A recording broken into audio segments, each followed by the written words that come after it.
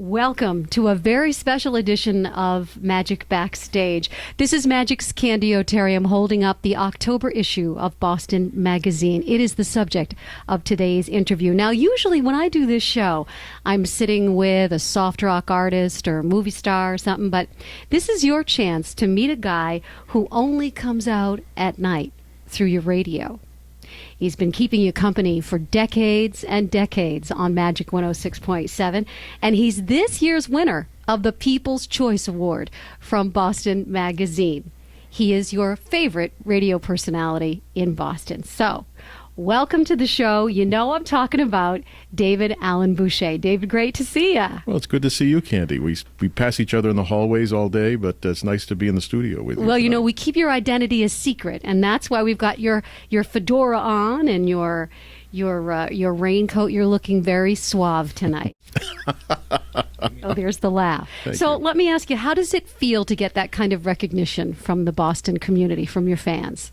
Well, for a long time, I felt like always the bridesmaid, never the bride. But it was nice to get that recognition.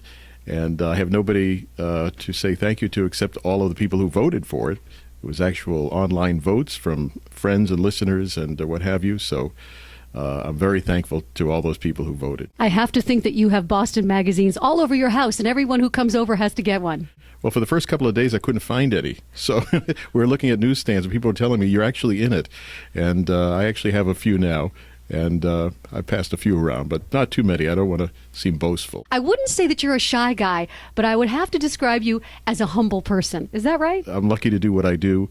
If you could say to me, what would you like to do in your life? It would be come to a radio station every day, play some great songs, and have people tell you they enjoy listening. Who do you visualize when you're standing there? Do you think about somebody who might need a song that you're about to play?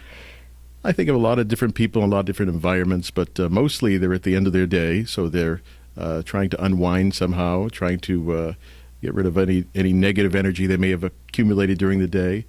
It could be a student studying. It could be a single mother taking a little time after she puts her last one to bed.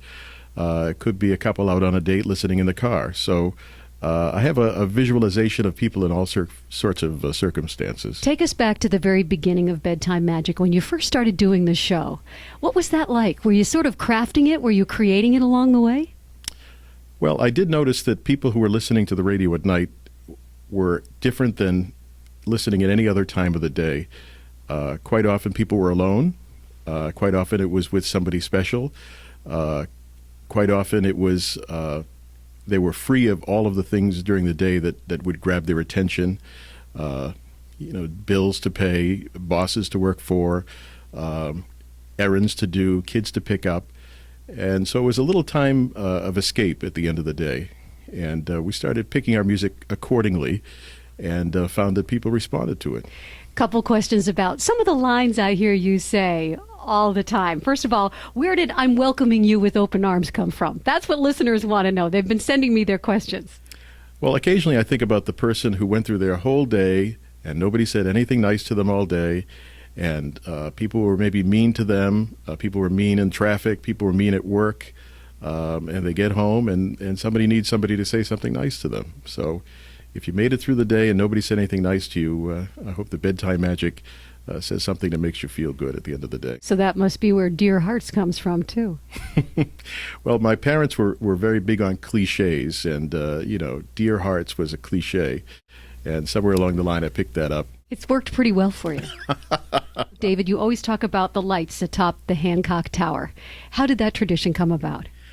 Well, for a long time, when I was in the radio station late at night, and I'd look out the window into downtown Boston, everybody would be gone, and there wouldn't be much going on. I could see the lights of Boston, and there it was, right above the skyline, the John Hancock Weather Tower. Do you know the whole poem? Steady in blue is a clear view.